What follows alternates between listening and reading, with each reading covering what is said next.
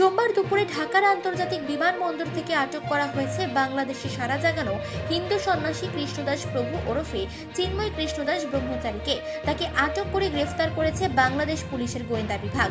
এই হিন্দু সন্ন্যাসীকে গ্রেফতার করার পর নতুন করে উত্তাল বাংলাদেশ। লাখ লাখ মানুষ রাস্তায় নেমে প্রতিবাদ বিক্ষোভ শুরু করেছে।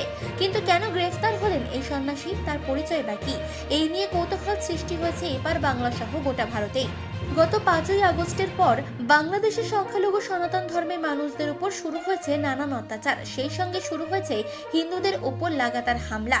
শেখ হাসিনার পতন এবং মোহাম্মদ ইউসুফের নেতৃত্বে বাংলাদেশে তরফদারি সরকারের কার্যক্রম শুরুর পর বাংলাদেশের সংখ্যালঘু হিন্দুদের উপর অত্যাচারের সংখ্যা বাড়তে রয়েছে, যা নিয়ে প্রতিবাদে সামিল হন চিন্ময় কৃষ্ণদাস ব্রহ্মচারী। তিনি বাংলাদেশের চট্টগ্রামে ইসকনের পুণ্ডরিক ধামের অধ্যক্ষ। শেখ হাসিনার পতনের পর তিনি বাংলাদেশের সংখ্যালঘু হিন্দু এবং বৌদ্ধদের নিয়ে একটি মঞ্চ তৈরি করেন, যার নাম বাংলাদেশ সনাতন জাগরণ মঞ্চ। এই সংগঠনের মুখপাত্র হিসেবে এই চিন্ময় কৃষ্ণদাস ব্রহ্মচারীকে বারবার দেখা গিয়েছে ইউনুস প্রশাসনের বিরুদ্ধে ক্ষোভ উগরে দিতে।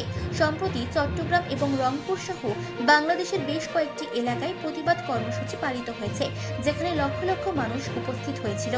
শনিবারই নানা বাধা বিপত্তি পেরিয়ে রংপুরের সনাতনী জাগরণ জোটের বিভাগীয় এক মহাসমাবেশ হয়েছিল। সেখানে প্রধান বক্তা ছিলেন চিন্ময় কৃষ্ণদাস ব্রহ্মচারী। মূলত 8 দফা দাবিতে বাংলাদেশের সংখ্যালঘু সমাজ আন্দোলনে নেমেছে, যার মধ্যে অন্যতম নিরাপত্তা। ভারতের সংবাদ সংস্থা ANI এবং বাংলাদেশের প্রথম শ্রেণীর দৈনিক ডেইলি মেল দাবি করেছে চিন্ময় কৃষ্ণ প্রভুকে গ্রেফতার করা হয়েছে রাষ্ট্রদ্রোহের অভিযোগে। এই মামলা হয়েছিল গত 25শে অক্টোবর চট্টগ্রামে হিন্দু মহাসমাবেশ হওয়ার পরে। চট্টগ্রামে একটি মিছিলের সময় বাংলাদেশের জাতীয় পতাকার অবমাননার অভিযোগ ওঠে তার বিরুদ্ধে। যদিও বাংলাদেশ পুলিশের তরফে এখনো পর্যন্ত গ্রেফতারি নিয়ে মুখ খোলা হয়নি, তবে আদালত তার জামিন নাকচ করেছে। যদিও পুলিশ তাকে হেফাজতে না চাওয়ায় চিন্ময় কৃষ্ণ প্রভুকে জেল হেফাজতে পাঠায় বিচারক। জানা যাচ্ছে এই হিন্দু সন্ন্যাসীর হয়ে প্রায় 50 জন আইনজীবী সওয়াল করেন এদিন। অপরদিকে সোমবার বিকেল থেকে চিন্ময় কৃষ্ণদাসের গ্রেফতারির খবর ছড়িয়ে পড়তেই বাংলাদেশের রাজধানী ঢাকা সহ বিভিন্ন শহরে তুমুল বিক্ষোভ শুরু হয়েছে।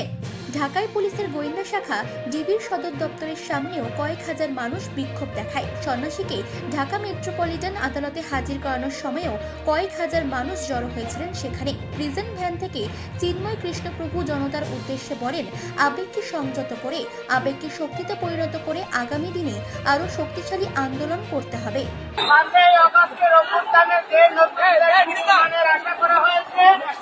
আমরা সনাতনীরা তার অংশীদার। রাষ্ট্র স্থিতিশীল হয় এবং শান্তিপূর্ণ সহাবস্থান নষ্ট হয়। আমরা এরকম কিছু করব না। আবেগকে সংযত করে আবেগকে শক্তিতে পরিণত করে শান্তিপূর্ণ আন্দোলন করবেন। সম্প্রতি বাংলাদেশে মুসলিম কট্টরপন্থীরা চরম হুঁশিয়ারি দিয়েছিল, দাবি করেছিল নিষিদ্ধ করা হোক ইসকনকে, না হলে ধরে ধরে হত্যা করা হবে ইসকন ভক্তদের। সোশ্যাল মিডিয়ায় এই হুমকির কথা জানিয়ে ভারত এবং আমেরিকার হস্তক্ষেপ চেয়েছিলেন এক ইসকনের সদস্য। এখন প্রশ্ন উঠছে, প্রতিহিংসার জন্যই কি তবে গ্রেফতার করা হলো বাংলাদেশ সনাতন জাগরণ মঞ্চের মুখপাত্র চিন্ময় কৃষ্ণদাস ব্রহ্মচারীকে?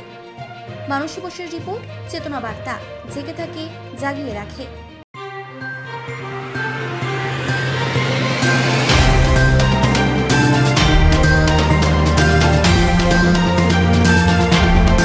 চেতনা বার্তা, জেগে থাকে, জাগিয়ে রাখে।